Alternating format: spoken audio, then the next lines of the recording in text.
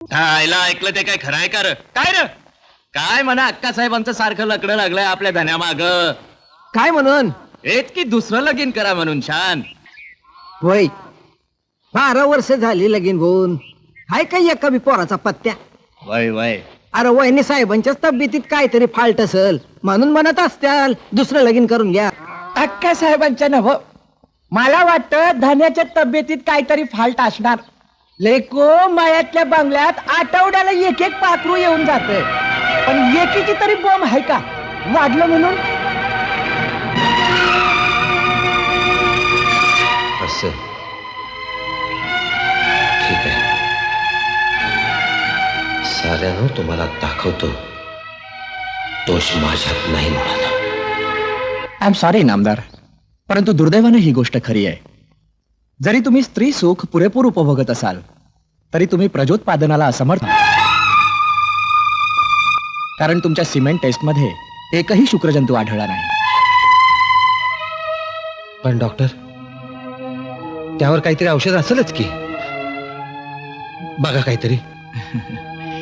करतात कुणी कुणी प्रयत्न, असतात अशा काही केसेस. आणि मिस्टर इनामदार, अजिबात मूल न होणारे तुम्ही एकटेच का आहात?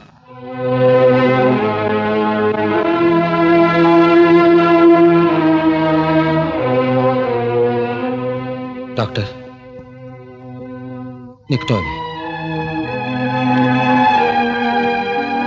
सॉरी इनामदार, नाईलाज आहे. हा आपला रिपोर्ट.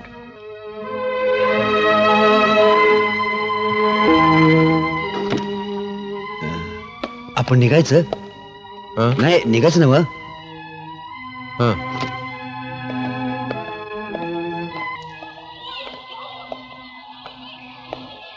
नाही, अगदी दवाखान्यात येईपर्यंत एका शब्दाला बोला नाहीसा. आजार तरी काय झालं तुम्हाला?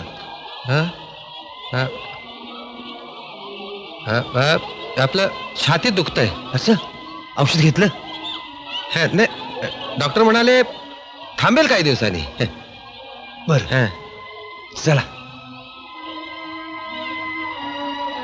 जरी तुम्ही स्त्री सुख पुरेपूर उपभोगत असाल तरी तुम्ही प्रजोत्पादनाला असमर्थ आहात. जरी तुम्ही स्त्री सुख पुरेपूर उपभोगत असाल तरी तुम्ही प्रजोत्पादनाला असमर्थ आहात. तुम्ही प्रजोत्पादनाला असमर्थ आहात. तुम्ही प्रजोत्पादनाला असमर्थ आहात. तुम्ही प्रजोत्पादनाला असमर्थ आहात. अहो नाही, आज कितीतरी दिवस बघते मी. एवढा कसला जीवाला घोर लावून घेतलाय? कुठं? तुम्ही नाही म्हणालात तरी आमच्यावरचा तुमचा भरोसा कमी झालाय खास. माग कस आम्ही नाही विचारलं तरी पार शिकारीपासून ते बैठकीच्या नाचगाड्यापर्यंत सगळं सांगायचं आम्हाला. मळ्यात पार्टी करून वाड्याकडे परत यायचं. किती खुशीत असायचं आपण. तुमचा तो आनंद बघून आम्ही आमचं दुःख पार विसरून जायचो. परमेश्वरानं आमच्या त्याही सुखाला दृष्ट लावली.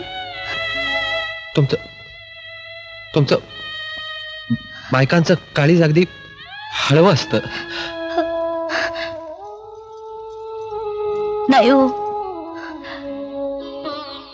पहिल्यासारखं गोड हसणं नाही की रुसणं नाही.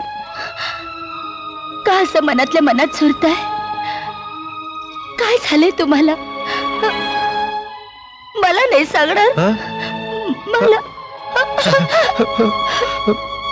काही नाही ग, काही नाही. हे बघ, असं रात्रीचं रडणं बरं नाही, बरं नाही.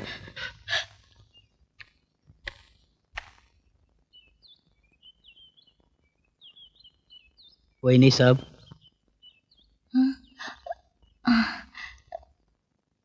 या शेठजी.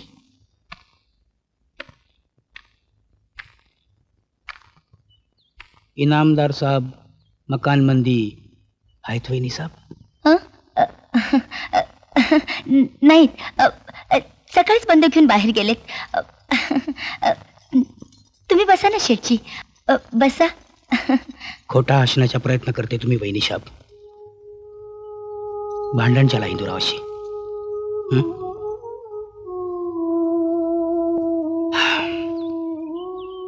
काल भेटला होता हिंदूराव. आम्ही त्याच्या काय घोडा मारला समजत नाही. बोला नाही आमच्याशी पहिल्यासारखा. तुमच्याशीच काय, हल्ली ते सर्वांशीच असं वागतात. शेठजी, माग तुमच्या पार्ट्या चालायच्या ना, तेव्हा तेव्हा खुश असायची स्वारी. ते पार्टीच्या राहू दे वैसाब. जीव खुशीत असेल तर त्याचा उपयोग. पण चला हे साला हिंदूराव स्वतःचा जीव खाते. आम्हाला नाही हे पसंत. आमचा जीव सारखा नुसता खालीवर होत राहते. हा माझ्या नशिबाचा भोग समजायचा. शेठजी, तुम्ही कशाला जीवाला लावून घेता? ये तुमचं आम्हाला समजत नाही वहिनी साहेब. तुम्ही काय आम्हाला परका समजते? शिवापूर मध्ये आम्हाला इनामदार साहेब घेऊन आला. आमच्या मुलूक सोडून आम्ही ते टायमाला इथं आला. आमचा मका आणि पेढी आम्हाला घेऊन दिला त्यांनी. आम्हाला कधी परका नाही समजला. ते प्रेम दिला त्यांनी आम्हाला. आमच्या समजा मुसीबत सोडवला त्यांनी प्रत्येक टायमाला. आणि आता जर आम्ही त्यांचा मुसीबत नाही सोडवला तर दुसरा कोण सोडवेल वहिनी साहेब? तुम्ही काय करणार शेठजी? आज चहा नाही घेणार शेठजी? हे तुमचा चहा आमच्या दोस्ताची मुसीबत आम्ही जेव्हा दूर करेल तेव्हाच.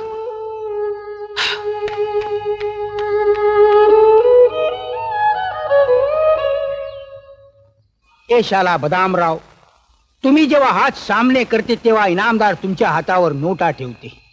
पर हे साला रेंजरच्या फॉरेस्ट गार्डची नोकरी येणे जेव्हा पैसा खानाचा लफडा केला तेव्हा गेली. तेव्हापासून हे रेंजरचा एकदम डेंजर झाला. बसला होता रडत बोंबलत आपटत डोका भिंतीवरती. तेव्हा इनामदाराने स्वतःच्या पैसा खर्चा करून याला वखार टाकून दिला. हे बघ शेठजी, तुझी ही रेकॉर्ड प्रत्येक वेळेला ऐकत आलोय मी. तुझं म्हणणं काय ते सांग. दुसरा काय असणार आहे? ते इनामदार सारखा बाहेर फिरते. मकानमध्ये कधी भेटत नाही. भेटला तर कधी पहिल्यासारखा मन मोकळा करून बोलत नाही. गेल्या 4 महिन्यामध्ये कसला भूत त्याच्या अंगमध्ये शिरलाय काय समजत नाही. हा, हेचा अर्थ उघड आहे शेठजी. गेल्या 4 महिन्यात इनामदाराचा मासा कुठेतरी नाजूक गळात गुतला. हा, आणि वहिनी सब देखील म्हणतातच दुसरं लगीन करा म्हणून. अरे पण तशा काय असतात तर आपल्याला बोलला नसता काय? तो काय वार्ता करते? दुसरं काय तिला लफडं असेल?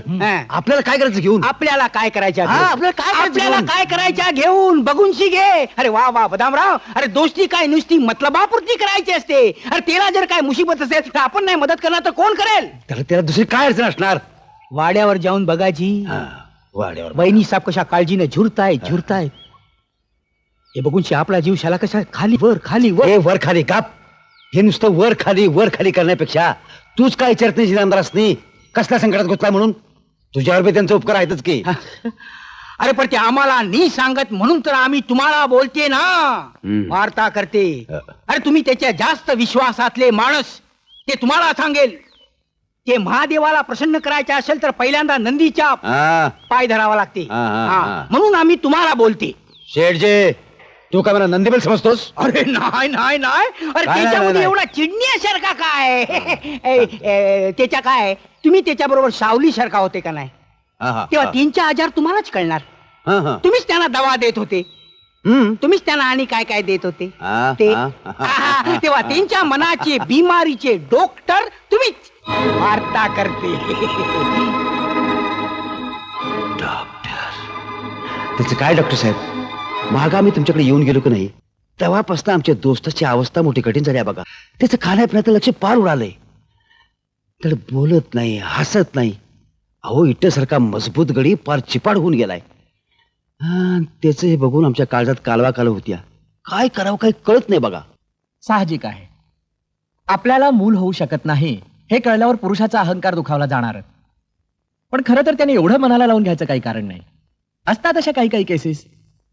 अहो, ते त्या दिवशी एवढे नर्वस झाले की त्यांनी आपला टेस्ट रिपोर्ट सुद्धा बरोबर नेला नाही. असू द्या त्या तो आमच्याकडे.